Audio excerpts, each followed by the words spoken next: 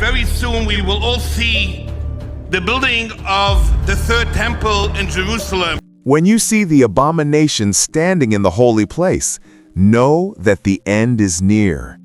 Those words of Jesus, recorded in Matthew 24, have echoed for nearly 2,000 years, a prophecy that once seemed distant, almost unimaginable. Yet today, in our lifetime, the echoes are growing louder. In the heart of Jerusalem, preparations that were thought impossible are now complete.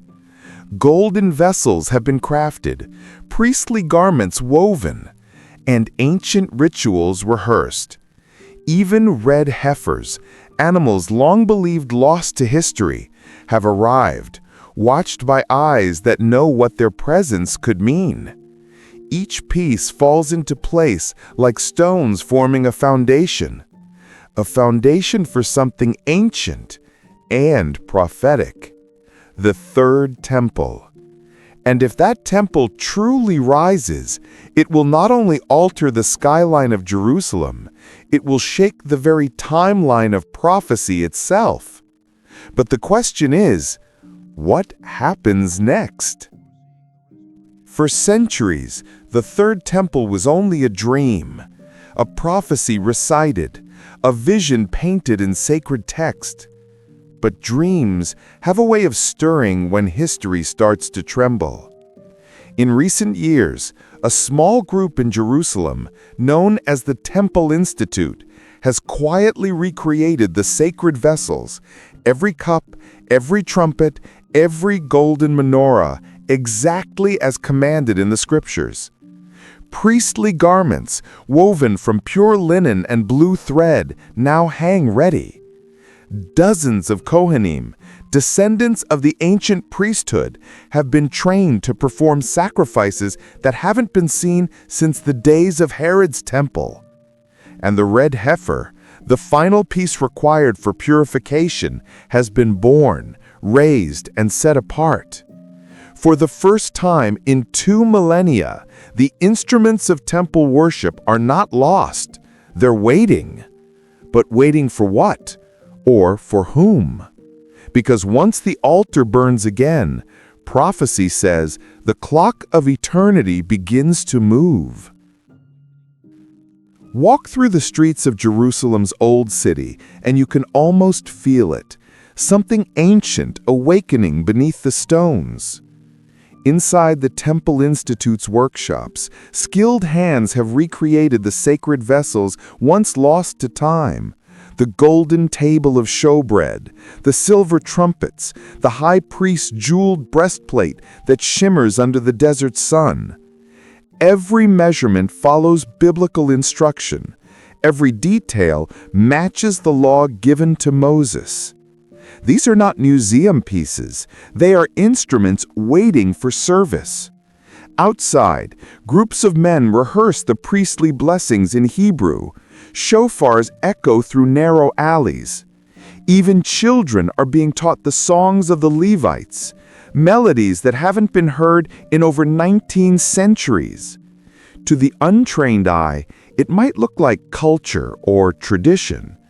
But to those who understand prophecy, it feels like preparation, the kind that comes before something world-changing.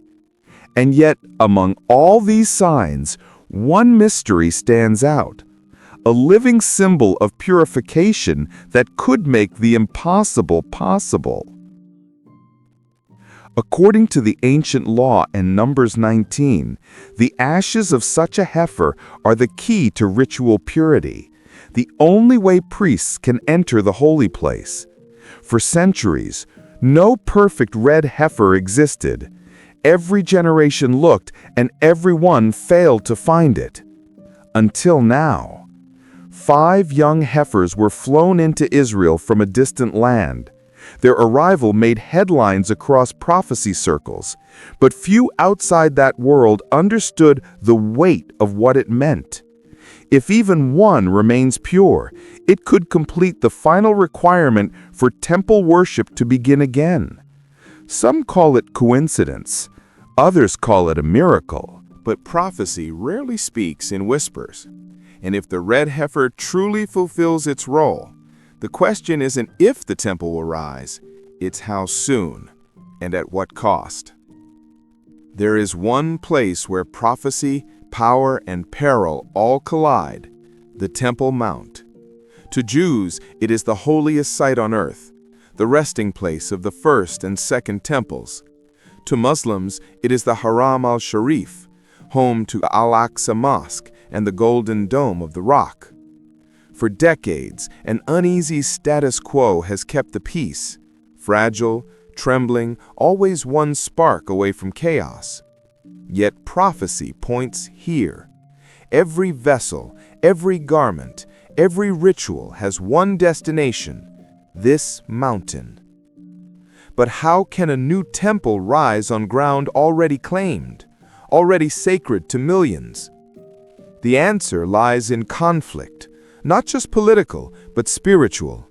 Because if construction ever begins, the world will not simply watch, it will divide. Some believe it would mark the return of divine glory. Others warn it could ignite the fire that ends an age. And according to Scripture, that fire must come before dawn.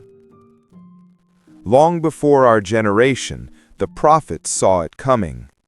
Daniel spoke of a future temple, where daily sacrifices would resume, only to be stopped by a ruler who sets himself above God. Jesus echoed that warning in Matthew 24. When you see the abomination standing in the holy place, know that the end is near. And the book of Revelation describes a rebuilt sanctuary, a place measured by John, yet overshadowed by deception and global unrest. These weren't random predictions.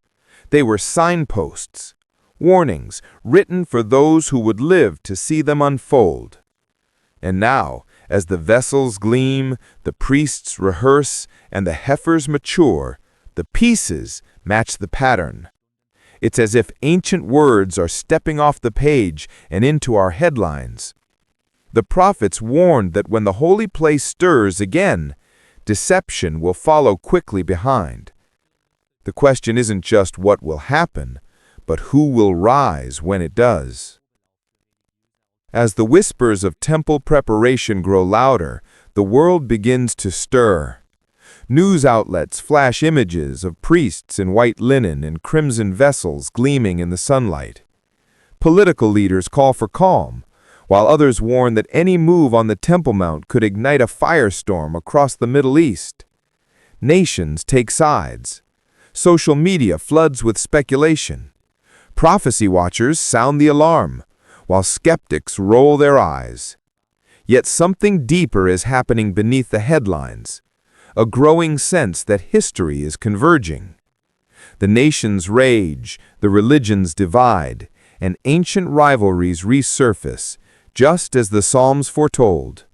Why do the nations rage and the peoples plot in vain? From Washington to Tehran, from Rome to Riyadh, eyes are fixed on Jerusalem, the city that Scripture calls a cup of trembling to all nations. And perhaps trembling is exactly what we are beginning to see, because when prophecy stirs the nations, it never does so quietly. Prophecy isn't just about temples and nations. It's about hearts, ours.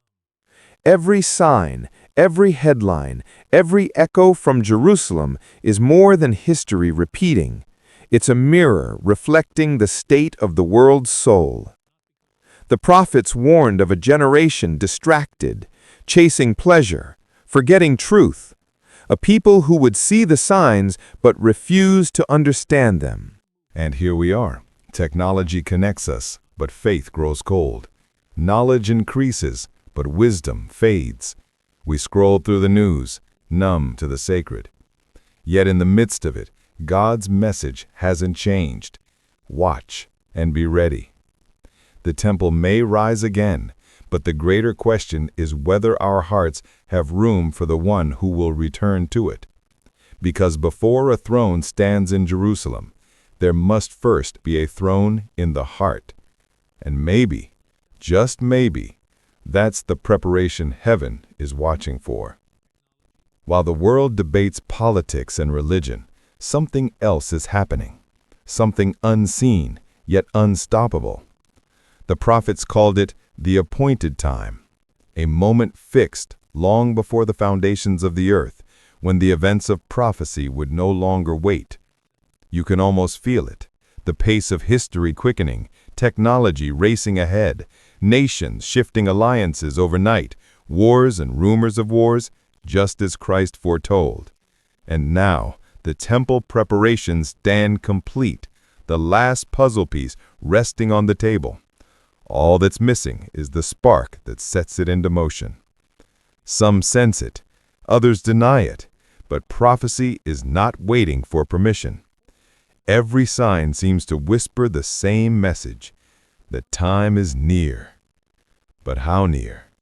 That's the mystery, because even as the countdown continues, the world still sleeps, unaware that the clock may already be striking midnight. Jerusalem waits. The vessels gleam in quiet rooms. The garments hang ready. The priests stand trained. The world watches, restless and divided, yet unaware that the stage of prophecy may already be set.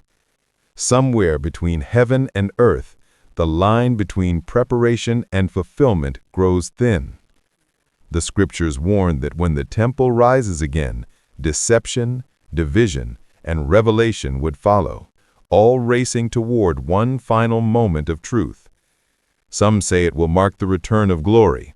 Others fear it will unleash chaos. But maybe it will do both. Because prophecy rarely unfolds neatly. It erupts, shaking kingdoms, revealing hearts, and calling every soul to choose a side. And as the final preparations fall into place, one question remains. When the first stone of the third temple is laid, will it signal the dawn of redemption or the beginning of the end? The answer may already be on its way.